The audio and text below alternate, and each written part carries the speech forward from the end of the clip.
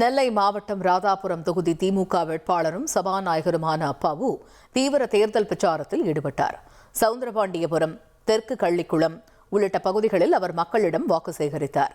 அப்போது பேசிய அவர், தெற்கு கள்ளிக்குளம் பரிசுத்த அதிசய பணிமனமாத ஆலயம் பழமை மாறாமல் புதுப்பிக்கப்படும் என்று வாக்குறுதியளித்தார். மேலும் பக்தர்கள் வசதிக்காக தங்கும் விடுதி மற்றும் அடிப்படை வசதிகள் மேம்படுத்தப்படும் என்றும் கூறிய அவர், அரசு என்பது சாதி மதங்களுக்கு அப்பாற்பட்டது என்றும் அனைவருக்கும் பொதுவானது எனவும் பேசினார். பல பகுதிகளில் இருந்தும் சுற்றுலாவுக்கு வருவாங்க.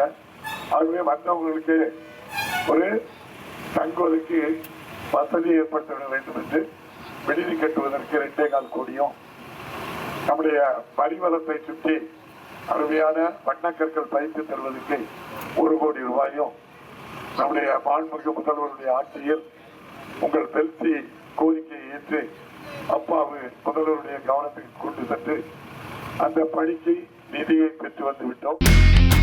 இனி செல்லும் இடமெல்லாம் செய்தி. தந்தி டிவியின் வாட்ஸ்அப் சேனலை ஃபாலோ பண்ணினா செல்ல இருக்கும் இடமெல்லாம் செய்தி. இதோ QR கோட் இப்பவே ஸ்கேன் பண்ணுங்க, ஃபாலோ பண்ணுங்க.